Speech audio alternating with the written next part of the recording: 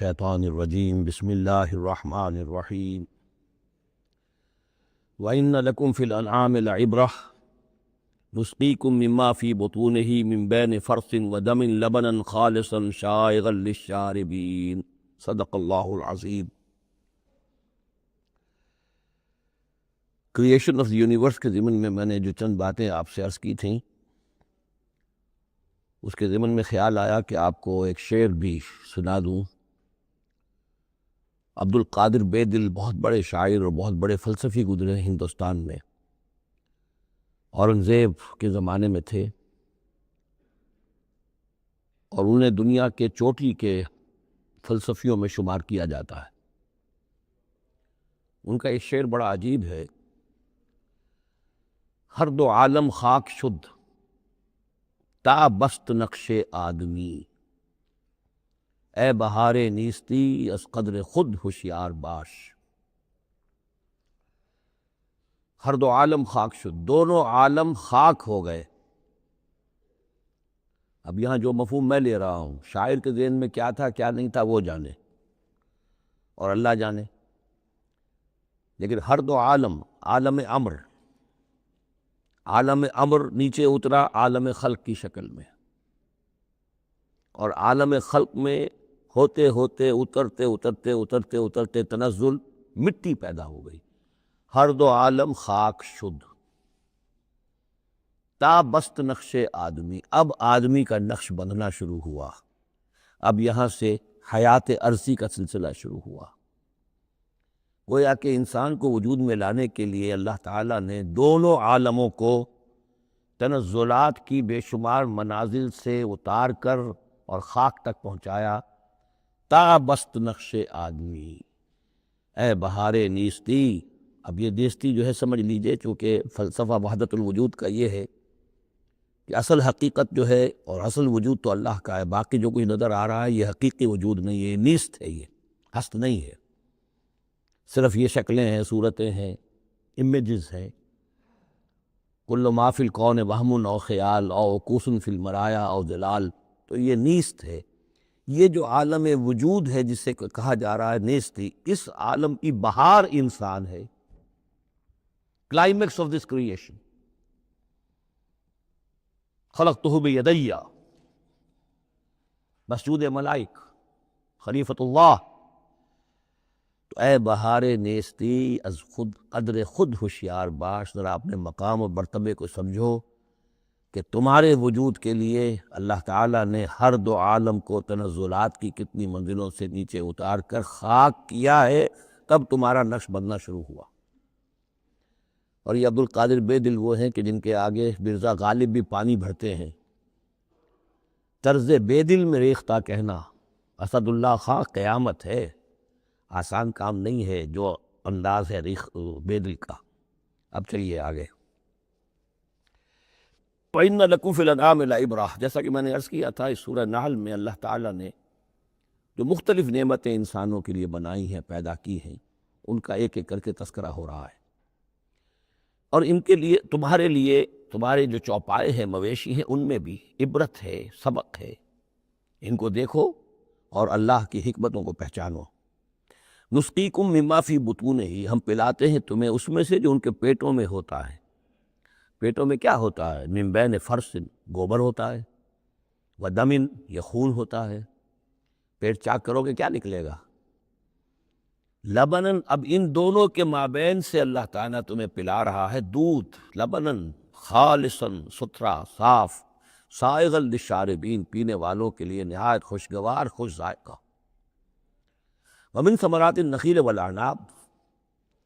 اور کھجوروں کے پھلوں سے بھی اور انگوروں سے بھی، تتخذون منہ سکرا ورزقا حسنا، اس سے تم نشے کی چیزیں بھی بناتے ہو، اور یہ کہ رزق حسنا بھی ہے، بہترین رزق بھی ہے تمہارے لیے۔ ان فی ذلک لآیۃ لقوم یعقلون، یقیناً اس میں نشانی ہے ان لوگوں کے لیے جو عقل سے کام لیں۔ وَأَوْحَىٰ رَبُّكَ إِلَى النَّحْلِ، اور تیرے رب نے وحی کی شہد کی مکھی کی طرف، یعنی اس کی فطرت میں یہ چیز ودیعت کر دی۔ ان اتخذی من الجبال بیوتا ومن الشجر ومما یعرشون، کہ گھر بنا پہاڑوں پر بھی اور درختوں پر بھی، اپنے چھتے لگا، گھر بنا اور جو یہ ٹٹیاں باندھتے ہیں کھجوروں کی انگوروں کی بیلوں کے لیے، اس کے اوپر بھی وہ جا کے وہ اپنا بھی ڈیرا لگا لیتے۔ ثم کلی من کل الثمرات، پھر ہر طرح کے میووں میں سے کھا، یعنی ان کے رس چوس۔ فسلکی سبل ربک ذللا، اور پھر اپنے رب کے راستوں پر چل، وہ راستے کے جو صاف پڑے ہوئے ہیں کہ جن میں کوئی رکاوٹ نہیں ہے، ادھر سے ادھر، ادھر سے ادھر۔ یہ ہے شہد کی مکھی، یخرج من بطونہا، اس کے پیٹوں سے نکلتا ہے شراب پینے کی شے، یعنی شہد، مختلف الوانہ، جس کے رنگ مختلف ہوتے ہیں، فیہ شفاء للناس، جس میں لوگوں کے لیے شفا ہے۔ جیسے کہ جن جن پودوں کے پھولوں کا رس اس نے چوسا ہے، اس کے خواص، اس کے اثرات، اس کی تاثیرات جو ہیں وہ شہد میں آ جاتی ہے۔ وہ شہد تو گویا کہ وہ کشید کر رہی ہے ان پھلوں کے اندر، اور ان میں جو کچھ تاثیرات ہیں وہ اس شہد میں آ جائیں گی، اور جڑی بوٹیوں سے گویا اس طریقے سے شہد میں وہ ادویات کے اثرات سرایت کر رہے ہیں۔ ان فی ذلک لآیۃ لقوم یتفکرون، یقیناً اس میں نشانی ہے ان لوگوں کے لیے جو غور و فکر سے کام لیں۔ واللہ خلقکم ثم یتوفاکم، اللہ ہی ہے جس نے تمہیں پیدا کیا، پھر وہی تمہیں قبض کر لے گا، موت دے گا، وفات دے گا۔ ومنکم من یرد الی ارذل العمر، اور تم میں سے کچھ ایسے بھی ہوتے ہیں جو بڑی ہی ضعیف عمر کو پہنچ جاتے ہیں، بڑی ردی عمر، وہ ضعیف عمر جس میں کہ انسان دوسروں پر بوجھ بن جائے، اور نہ صرف یہ کہ دوسروں پر بوجھ بن جائے، لیکن لا یعلم من بعد علم شیئا، کہ نہ جانے سب کچھ جاننے کے بعد کچھ بھی۔ آپ کو معلوم ہے ڈیمنشیا بھی ہو جاتا ہے، ذہنی صلاحیتیں ختم ہو جاتی ہیں، یادداشت ختم ہو جاتی ہے، بڑے بڑے عاقل اور بڑے بڑے فلسفی اس عمر میں جا کے جو بچوں کی سی باتیں کرنے لگتے ہیں۔ ان اللہ علیم القدیر، یقیناً اللہ تعالیٰ جاننے والا ہے، قدرت والا۔ واللہ فضل بعضکم علی بعض فی الرزق، اور اللہ نے تم میں سے بعض کو بعض پر رزق میں فضیلت دی ہے۔ اب یہ رزق کی فضیلت ایک تو وہ ہے جو مادی اسباب و وسائل جو ہے، یہ بھی رزق ہے، اس میں بھی اللہ نے فضیلت دی ہے۔ لیکن یہ کہ کوئی سوشلسٹ اور کمیونسٹ جو ہے اس پر اعتراض کر دے گا، یہ اللہ کی طرف کیوں منسوب کرتے ہو، یہ تو لوگوں نے غلط نظام بنا رکھا ہے۔ لیکن سوال تو یہ ہے کہ ذہنی صلاحیتیں بھی تو اللہ نے سب کو برابر نہیں دی، جسمانی قوت بھی تو سب کو برابر نہیں دی، یہ بھی تو رزق ہے۔ اصل رزق تو یہ ہے جو جینز ملے ہیں، جو صلاحیتیں ملی ہیں، وہ کسی کے اپنے چوائس پر تو نہیں، اور سب کی برابر نہیں، اس میں بھی فرق ہے، کسی کو فضیلت دی ہے، کسی کو کسی اعتبار سے، کسی کو کسی اعتبار سے۔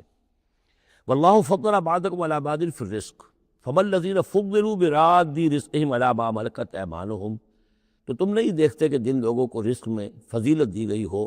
وہ لوٹا دیتے ہو اپنا رزق اپنے غلاموں کو، یعنی جو ان کے غلام ہیں ان کو بھی ان کے ساتھ تقسیم کر لیں، ان کو بھی مالک بنا دیں۔ یہ تو نہیں ہوتا، یہ اصل میں نفی کی جا رہی ہے کہ تم نے جو سمجھا کہ ایک بڑا خدا ہے، یہ چھوٹے خدا جو ہے، یہ در حقیقت اس کے تو ایک طرح سے یوں سمجھیے کہ خدمتگار ہی ہے، لیکن چونکہ اس کے خدمت میں رہتے ہیں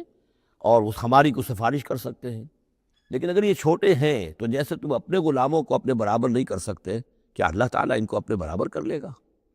کیا ان میں سے کسی کی دھونس جو ہے اللہ کے اوپر چلے گی؟ کیا وہ اللہ سے اپنی بات بنوا لے گا؟ فہم فیہ سوا، کوئی شخص اپنے غلاموں کو اپنی ملکیت میں برابر کا شریک نہیں کرتا۔ افبنعمت اللہ یجحدون، اور کیا تو پھر کیا یہ اللہ کی جو نعمت ہے اس کا انکار کر رہے ہیں۔ واللہ جعل لکم من انفسکم ازواجا، اللہ نے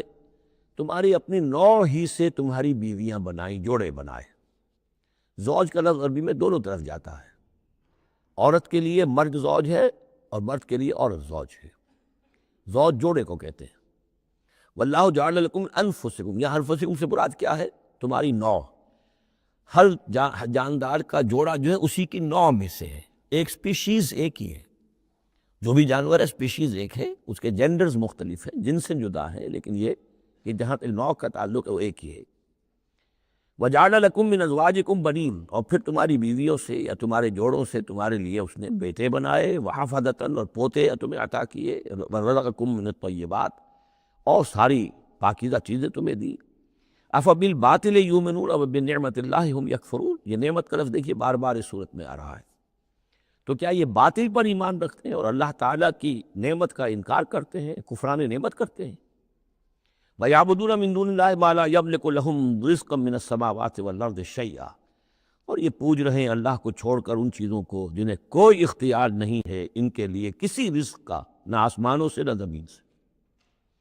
وَلَا يَسْتَطِيعُونَ، نہ اس کی قدرت رکھتے ہیں۔ یہ ذہن میں رکھیے کہ یہ جو مشرکین عرب تھے اپنے ایام جاہلیت میں بھی تلبیہ جو پڑھتے تھے لبیک اللہم لبیک لبیک لا شریک لک لبیک، تو اس میں موجود تھا لا شریک لک لبیک الا شریکا تملکہ وما ملک، تیرا کوئی شریک نہیں، ہاں وہ شریک کہ جو کچھ اس کا اختیار ہے اس کا بھی مالک تو ہی ہے، یعنی بالآخر اختیار تیرا ہی تیرا ہے، کسی تیرے شریک کے پاس کوئی اختیار جو ہے تجھ سے آزاد ہو کر آٹونومس کوئی اختیار اس کے پاس نہیں ہے۔ تملکہ وما ملک، تو ہی اس کا بھی مالک ہے اور جو بھی اس کا اختیار ہے وہ بھی در حقیقت تیرا ہی عطا کردہ ہے، یا تیرا اختیار مطلق اس کے اوپر بھی غالب ہے۔ تو گویا کہ جیسے عیسائیوں کے ہاں انہوں نے توحید کو تثلیث میں بدلا، پھر تثلیث کو توحید میں لے آتے ہیں، 3 in 1 and 1 in 3، اسی طریقے سے مشرکین عرب توحید کے اندر شرک پیدا کرتے تھے، شرک کو پھر لوٹا دیتے تھے توحید کی طرف۔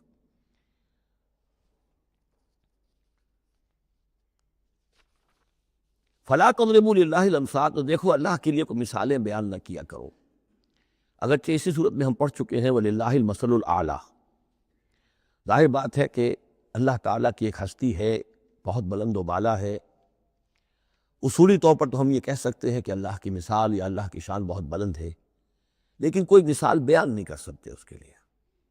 مثال جو بھی لائیں گے عالم خلق سے لائیں گے، اپنے ذہن سے لائیں گے، محدود سوچ ہے، محدود تصور ہے، ہماری قوت متخیلہ محدود ہے، جو بھی شے لائیں گے اس محدود سے، وہ ظاہر بات ہے کہ اللہ تعالیٰ کی مطلق اور جو ہستی ہے ایبسلیوٹ ایگزسٹنس جس کی ہے، جس کی ایٹریبیوٹس ایبسلیوٹ ہیں، ان کے اوپر اس کو کوئی مثال صادق نہیں آ سکتی، اور یہ صحیح بات ہے، اگرچہ دینا پڑتا ہے اللہ کے افعال کے لیے۔ اللہ تعالیٰ جو کچھ کر رہا ہے، جس طور سے کر رہا ہے، کچھ نہ کچھ الفاظ استعمال کرنے پڑ، اللہ کا ہاتھ، اللہ کا چہرہ، اللہ کا پاؤں، اللہ کا تخت، اللہ کی کرسی، اللہ کا عرش، ابھی سب چیزیں آئیں گی، لیکن یہ کہ ان کی اصل حقیقت کو ہم بالکل نہیں جانتے، اور ہم خود کوئی مثال بیان کریں اللہ کے لیے اس سے روک دیا گیا۔ فلا تضربوا للہ الامثال، چنانچہ یہ بات جو آئی ہے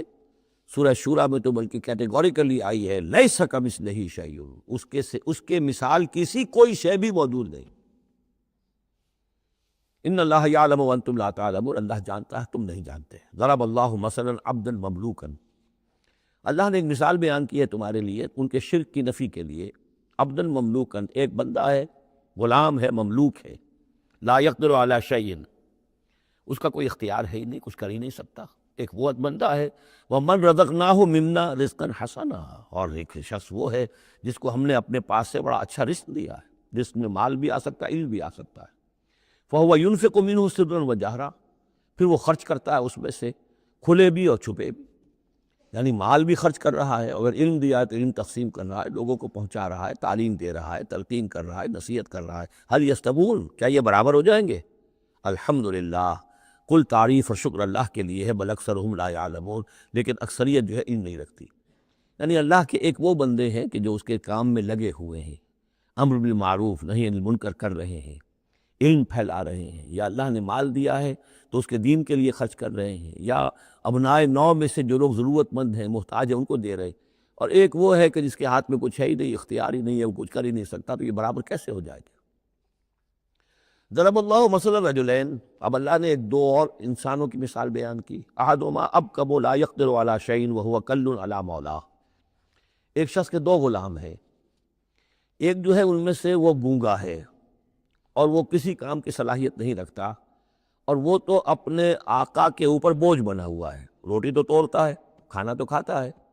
اس میں صلاحیت کوئی ہے ہی نہیں، کوئی کام کر نہیں سکتا۔ غلام جو لوگ ہوتے تھے آقاؤں کے، وہ کما کے بھی لاتے تھے، اور ان کی کمائی سے جو ہے وہ لوگ پھر عیش کرتے تھے۔ لیکن ایک غلام ایسا ہے، نکما ہے، ابکم لا یقدر علی شیء وہو کل علی مولاه، اینما یوجہہ لا یأتی بخیر، جہاں کہیں بھی وہ آقا اس کو بھیجتا ہے وہ کوئی خیر لے کر نہیں آتا، نہ کوئی نفع کی بات، نہ کوئی نفع۔ حل یستوی ہوا، کیا برابر ہوگا وہ بندہ، وہ غلام، ومن یامر بالعدل، اور ایک اور غلام اس کا ایسا ہے کہ جو حکم دیتا ہے عدل کا، وہو علی صراط مستقیم، اور وہ سیدھی راہ پر قائم ہے۔ یہ مثال دے رہا اللہ تعالیٰ اپنے غلاموں کی کہ میرے بھی تو غلام، تم سب میرے غلام ہو۔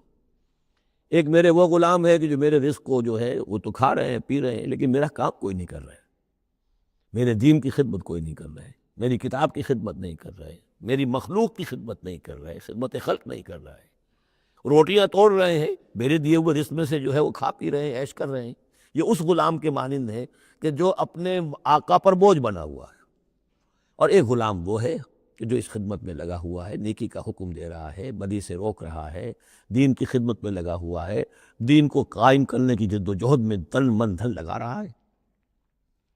وَهُوَ عَلَىٰ صِرَاطٍ مُسْتَقِيمٍ وَلِلَّهِ غَيْبُ السَّمَاوَاتِ وَالْأَرْضِ، آسمانوں اور زمین کے سارے بھید، ساری کھلی باتیں، ساری چھپی باتیں اللہ ہی کے لیے ہیں۔ وَمَا أَمْرُ السَّاعَةِ إِلَّا كَلَمْحِ الْبَصَرِ، اور قیامت کا معاملہ تو بس ایسے ہوگا جیسے ایک نگاہ کا ڈپک جانا، اچانک آ جائے، او ہوا اقرب، یا شاید وہ اس سے بھی قریب تر ہو۔ ان اللہ علی کل شیء قدیر، یقیناً اللہ تعالیٰ ہر چیز پر قادر ہے۔ واللہ اخرجکم من بطون امہاتکم لا تعلمون شیئا، اللہ نے تمہیں نکالا تمہاری ماؤں کے پیٹوں سے کہ تم کچھ شے نہیں جانتے تھے، کوئی علم نہیں تھا۔ واقعہ یہ ہے کہ انسان کا بچہ جس قدر کمزور اور ضعیف ہوتا ہے، شاید کسی حیوان کا بچہ اتنا کمزور نہیں ہوتا۔ آپ نے بکری کے بچے کو دیکھا ہوگا، نوزائیدہ کو، وہ تھوڑی دیر بس اس کی ٹانگیں لڑکھڑاتی ہیں، بس تھوڑی دیر، فوراً ہی ولادت کے بعد ٹانگوں پہ کھڑا ہوتا ہے۔ لیکن یہ کہ انسان کا بچہ جتنا لا علم، جتنا ضعیف، جتنا کمزور، جتنا ڈیپینڈنٹ، جتنا محتاج ہوتا ہے۔ واللہ اخرجکم من بطون امہاتکم لا تعلمون شیئا وجعل لکم السمع والابصار والافئدہ لعلکم تشکرون، پھر اللہ نے تمہیں سماعت دی، بصارت دی اور افئدہ دیے۔ یہ افئدہ کا جو عام طور پہ ترجمہ جو ہے آپ نے دیکھا ہوگا دل لکھا ہوتا ہے، مجھے اس سے اختلاف ہے۔ میرے نزدیک افئدہ جو ہے اس سے مراد جو ہے عقل ہے، لیکن یہ میں اس پر گفتگو کروں گا اگلی صورت میں انشاءاللہ۔ ان السمع والبصر والفؤاد کل اولئک کان عنہ مسئولا، وہ جو آیت ہے سورہ بنی اسرائیل کی، وہ اس موضوع کے اوپر اہم ترین ہے۔ پھر اللہ تعالیٰ نے تمہیں کان اور آنکھیں دی اور عقل دی۔ یہ اصل میں ریلیشن شپ یہ ہے کہ یہ سینس ڈیٹا ہے، آنکھوں سے، کانوں سے، یہ ڈیٹا، جیسے کہ آپ آج کل کمپیوٹر میں ڈیٹا جو ہے فیڈ کرتے ہیں اس کے اندر، پھر وہ اس کو پروسیس کرتا ہے، پھر وہ انفر کرتا ہے، پچھلی میموری کے ساتھ ٹیلی کرتا ہے، پھر اس سے کوئی نیا نتیجہ نکالتا ہے۔ تو یہ جو برین کمپیوٹر یہاں رکھا ہوا ہے، یہ ہے جس کو کہ سینس ڈیٹا جا رہا ہے، آنکھوں سے، کانوں سے، چھو کر، چکھ کر، سونگھ کر، جو بھی صلاحیتیں ہمارے اندر ہیں، ان سے وہ سارا سینس ڈیٹا جو ہے وہ وہاں جا کر پھر پروسیس ہوتا ہے۔ اس کو پروسیس کر کے اس سے نتیجہ نکالتا ہے، وہ ہے عقل،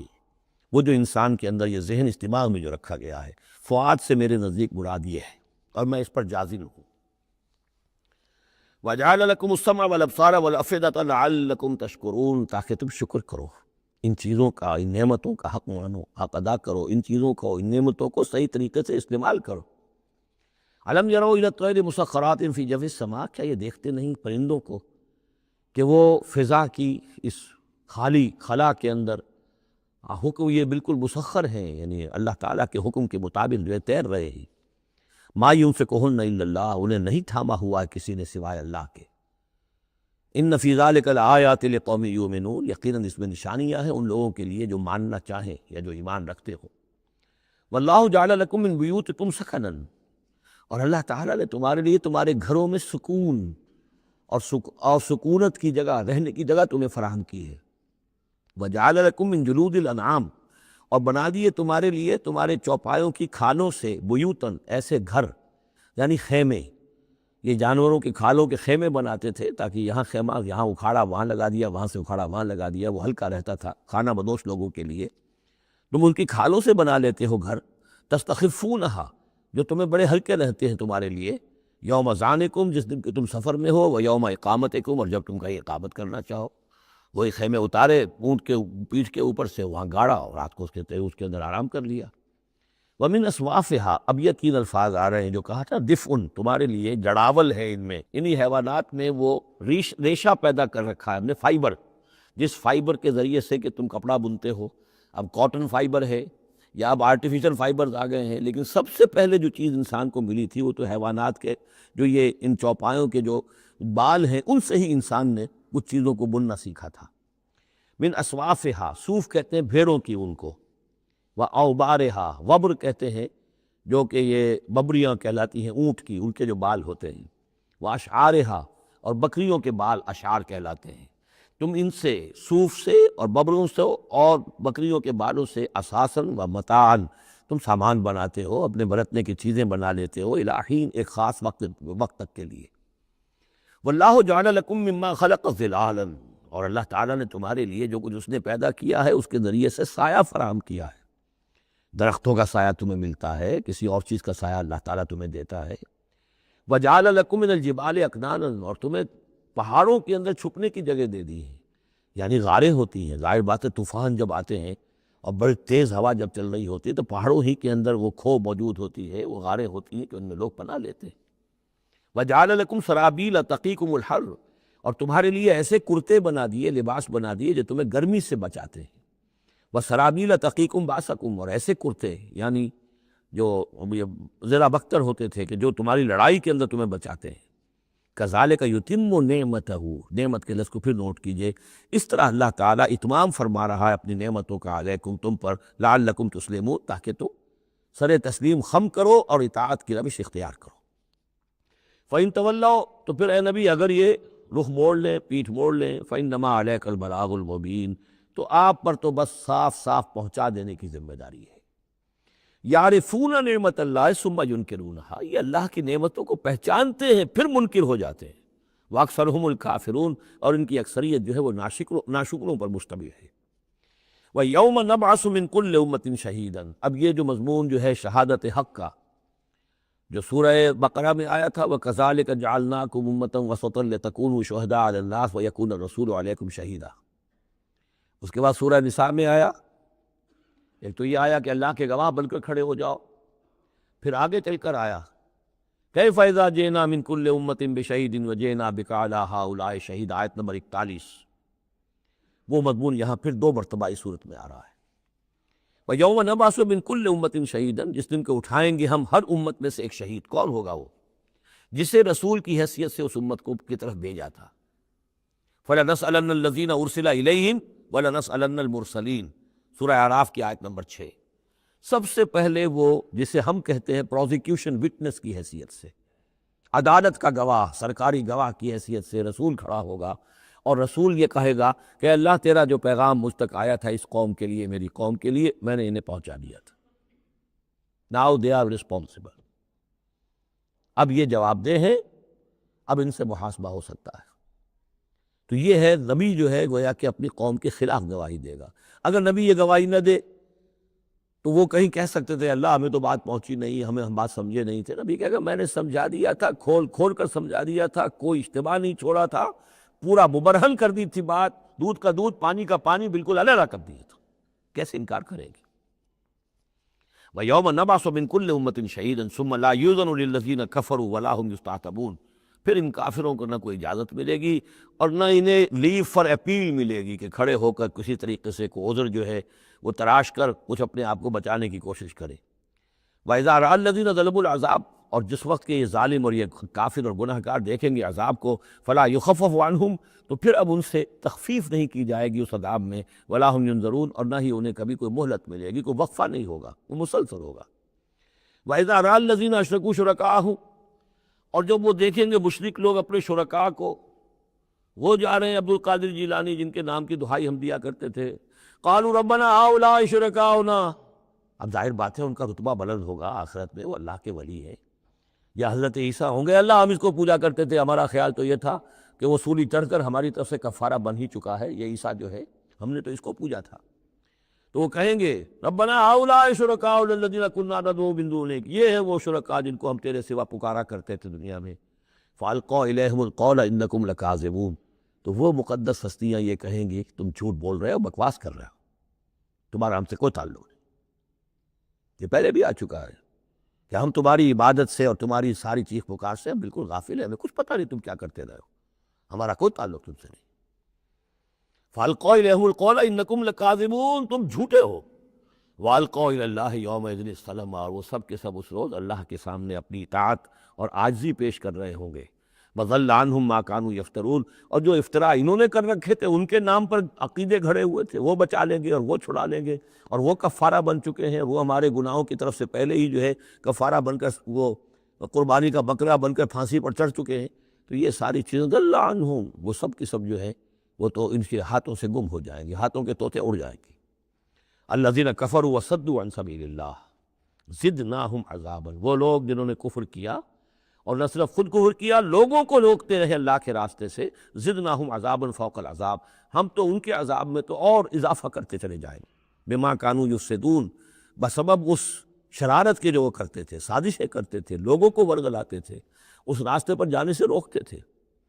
وَيَوْمَ نَبْعَثُ فِي كُلِّ أُمَّةٍ شَهِيدًا، دوبارہ دیکھیے آ گیا، اور ذرا تصور کرو اس دن کا جس دن ہم ہر امت میں ایک گواہ کھڑا کریں گے۔ یہ تمام جو رسول ہیں گواہ ہیں،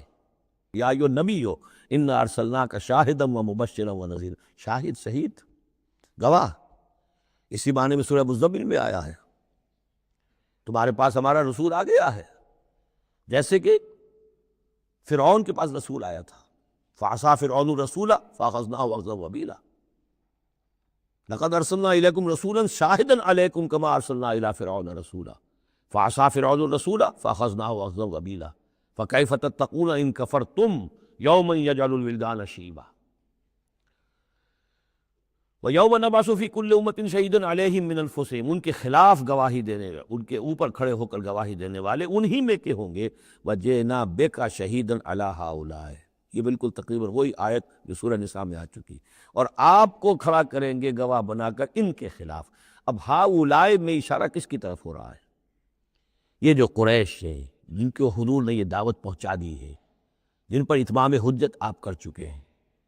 یہ تو ہے جو براہ راست حضور ان کے خلاف گواہی دیں گے، اللہ میں نے ان کو بات پہنچا دی تھی اور کوئی شک و شبے کی گنجائش نہیں چھوڑی تھی، میں نے اتنے برس اپنی جان ہلکان کی ہے، میں نے ایک ایک کو پکارا ہے، علیحدگی میں جا کر بھی بات کی ہے، ڈنکے کی چوٹ بھی پکارا ہے، میں نے کوئی دقیقہ فوگزاش نہیں رہنے دیا، باقی یہ کہ اس سے آگے اس کو پہنچانے کی ذمہ داری امت پر ہے، یہ گواہی پھر امت کو دینی ہے، اور اگر یہ امت یہ گواہی نہ دے سکے تو پھر لوگوں کی گمراہی کا وبال اس امت کے اوپر آ جائے گا، تمہارے ذمہ تھا آپ پہنچانا۔ یہ ہے اصل میں وہ نازک ذمہ داری جو امت مسلمہ کی حیثیت سے ہمارے کندھوں پر آئی ہے، اسی لیے جبھی جیسی سورہ بقرہ میں وہ تحویل قبلہ کا اعلان آیا، وَكَذَلِكَ جَعَلْنَاكُمْ أُمَّةً وَسَطًا لِتَكُونُوا شُهَدَاءَ عَلَى النَّاسِ وَيَكُونَ الرَّسُولُ عَلَيْكُمْ شَهِيدًا، تو 19ویں رکوع میں شروع ہو گئی بات، یا ایھا الذین آمنوا استعینوا بالصبر والصلاۃ، بہت بڑی ذمہ داری آ گئی ہے تم پر، ان اللہ مع الصابرین ولا تقولوا لمن يقتل في سبيل الله اموات بل احیاء ولكن لا تشعرون، وہ ساری ذمہ داریاں ہیں۔ وجئنا بک شہیدا علی ہؤلاء ونزلنا علیک الکتاب تبیانا لکل شیء، اور اے نبی ہم نے اتار دی ہے آپ پر یہ کتاب، یہ قرآن، وضاحت کرتے ہوئے ہر شے کی، یعنی جو بھی انسان کی ہدایت کے لیے جو مسئلہ ضروری ہے وہ سارا کا سارا اس میں موجود ہے، وہدی ورحمۃ، اور وہ ہدایت بن کر آئی ہے اور رحمت، وبشریٰ للمسلمین، اور بشارت بن کر آئی ہے مسلمانوں کے لیے، اہل اسلام کے لیے، اللہ کے فرما برداروں کے لیے۔ یہ آیت جب آ رہی ہے، یہ بہت ہی مشہور آیت ہے، جمعے کے خطبے میں ہوتی ہے، بہت جامع آیت ہے، ان اللہ یامر بالعدل والاحسان وایتاء ذی القربى وینہی عن الفحشاء والمنکر والبغی یعظکم لعلکم تذکرون، یقیناً اللہ تمہیں حکم دیتا ہے لوگوں سب سے پہلے عدل، انصاف، عدل سے اوپر کی ایک شے ہے احسان۔ عدل تو یہ ہے کہ جس کا جو اس کا حصہ تھا وہ آپ نے دے دیا، احسان یہ ہے کہ مزید اپنی طرف سے کچھ اور دے دیجیے، یہ احسان ہے، اللہ تعالیٰ محسنین کو پسند کرتا ہے۔ اور ذی القربیٰ، ایتاء ذی القربیٰ، اپنے قرابت داروں کا حق ادا کرنا، ان سے حسن سلوک، صلہ رحمی کرنا، یہ تین چیزیں ہیں کہ جس پر گویا کہ ایک اچھے معاشرے کی بنیاد ہے، یہ مثبت چیزیں، گویا کہ امر بالمعروف نہی عن المنکر جو ہے تو اللہ تعالیٰ تو ان تین چیزوں کا حکم دیتا ہے، اور وہ تین منکرات کیا ہے جس کا کہ جسے روکتا ہے، وَيَنْهَىٰ عَنِ الْفَحْشَاءِ وَالْمُنكَرِ وَالْبَغْيِ، روکتا ہے ایک تو بے حیائی کے کاموں سے، یہ ایک پردہ ہے، حیا جو ہے انسان کے اندر ایک بڑی قیمتی شے ہے، بے حیا باش و ہر کے خائی کن، ایک دفعہ یہ حیا کا جو ہے نا پردہ اتر جائے تو پھر انسان جو ہے بے شرم ہو کر جو چاہے کرتا پھرے گا، تو حیا بے حیائی سے روکتا ہے، اور منکر وہ شے ہے جس کے برے ہونے پر تمہاری فطرت گواہ ہے کہ یہ شے برائی ہے، والبغی، اور سرکشی اللہ کے خلاف، سرکشی لوگوں کے خلاف، سرکشی لوگوں کے خلاف ہوں گی تو وہ عدوان ہے، زیادتی ہے، ظلم ہے، اللہ کے خلاف ہے تو وہ کفر ہے اور وہ بغاوت ہے۔ یعظکم، اللہ تعالیٰ تمہیں نصیحت کر رہا ہے، لعلکم تذکرون، تاکہ تم نصیحت اخذ کرو، رہنمائی حاصل کرو۔ وَأَوْفُوا بِعَهْدِ اللَّهِ إِذَا عَاهَدتُّمْ، یہ جو چند آیات اب آگے آ رہی ہیں یہ مشکلات القرآن میں سے ہیں، اس میں کافی مفسرین کے مابین اختلافات بھی ہیں، لیکن میں نے جتنا بھی غور و فکر کیا ہے اور جن حضرات کی آراء سے مجھے اتفاق ہے وہ میں بیان کروں گا، باقی ساری آراء میں بیان نہیں کر سکتا۔ یہاں میرے نزدیک یہاں سے اصل میں اہل کتاب کی طرف روئے سخن ہے۔ میں آپ کو بتا چکا ہوں کہ مکی صورتوں میں اہل کتاب سے براہ راست خطاب نہیں ہے، یا بنی اسرائیل یا اہل الکتاب نہیں ملے گا، لیکن سورہ انعام ہی سے بات شروع ہو گئی تھی، کچھ نہ کچھ ان کی طرف روئے سخن ہے، اشارے ہیں، اس لیے کہ یہ دور ایسا تھا کہ جس میں مدینے میں خبریں پہنچ چکی تھیں، محمد رسول اللہ صلی اللہ علیہ وسلم نے نبوت کا دعویٰ کیا ہے، اہل کتاب کے کان بھی کھڑے ہو چکے تھے، ان میں سے کچھ لوگ تھے پہچان بھی چکے تھے، اور وہ یہ کہ گویا کہ منتظر بھی ہوں گے کہ اب ہم ان کی تصدیق کریں گے، ذرا اور دیکھ لیں، ذرا اور ان کی بارے میں صحیح معلومات ہمیں حاصل ہو جائیں۔ کچھ لوگوں کے اندر حسد کی آگ اسی وقت سے بھڑک چکی ہوگی، وہی ہے کہ جنہوں نے سکھا پڑھا کر پوچھا تھا کہ ان سے پوچھو اگر یہ نبی ہونے کا دعویٰ کرتے ہیں تو یہ بنی اسرائیل مصر کیسے پہنچ گئے تھے؟